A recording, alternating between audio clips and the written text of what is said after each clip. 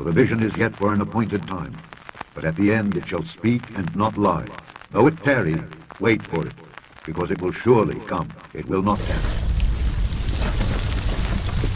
You go around 24 hours a day with biometric sensors on or inside your body, and they constantly send information. So you're monitored? You are monitored? You're monitored all the time. The information goes to an AI doctor, maybe on your smartphone or whatever, which analyzes all this stream of information and monitors your health. The Veridish Corporation, this is the company that makes the implantable human microchip, which is a device about twice as long as a grain of rice, so it's actually pretty big. That company came out with a press release a couple of weeks ago in which they claimed to be working on a flu detection microchip. Now, according to their press release and what they're discussing, they would have an injectable form of the microchip, again, a glass encapsulated device, fairly big, not the size of a speck of dust, that could be injected into the body, and it would continuously monitor the person's blood. Can implants be used for remote monitoring? Yeah, that's exactly the point of disruptive implants. For example, healthcare administrators or private physicians or artificial systems, for that sake, to monitor people's health wherever they are and at any time. It's a sensor. This tiny green thing in there? That tiny green thing in there, you put it underneath your skin, and what that tells you is that there are chemical reactions going on inside the body, and that signal means you're going to have symptoms tomorrow. Wow. There's an actual transmitter in that? Yeah, it's like a check engine light. Check this sailor out before he infects other people. That's right. You were working on a mission to go into people's skin. By the way, it's coming from the Pentagon. It's not coming from a private medical firm. And I think that's where my concern really is this one. So here's my question. Look into your future crystal ball, as I've so often asked you, Ben. If this shows to actually be accurate, it can predict it, do you think we could see a push that everybody, just like what we've seen with the mask, a push that you actually have to be microdosed with something from the Pentagon? Could that actually happen in society today? You will be finished. It's just a matter of time.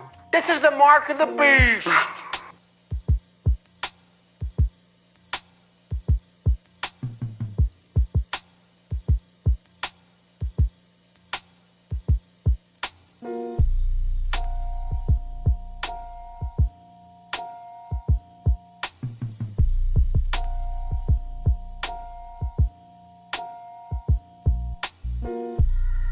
Second strategic movement. While the economic crisis is still ongoing, the health crisis will be created.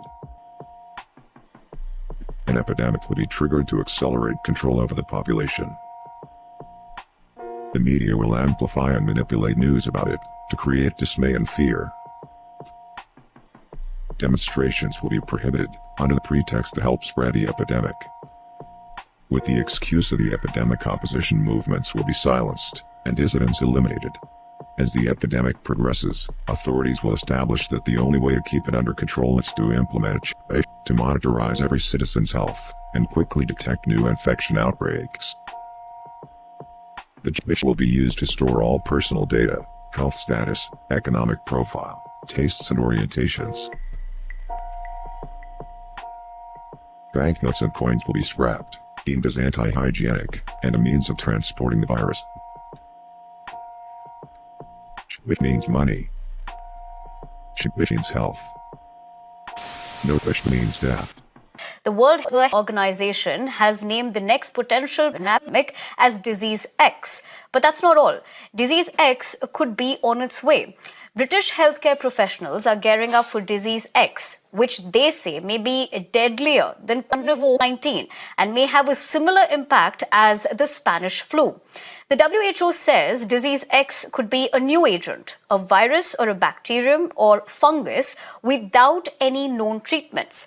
A report in the UK, Daily Mail quotes an expert, Kate Bingham, who has issued a warning claiming that the pandemic caused by the Disease X could claim at least 50 million lives. She also mentioned that the virus has the potential to result in 20 times more fatalities than COVID-19. Scientists from the UK are putting their effort into developing a vaccine for this potentially deadly pathogen. After the potential threat from disease X, WHO has now considered outlining a research and development blueprint that can focus on the diseases and the pathogens which needs to be prioritized for research, of course, in the context of public health emergencies. We'll have to prepare for the next one. That, I'd say is will get attention this time. Mm-hmm.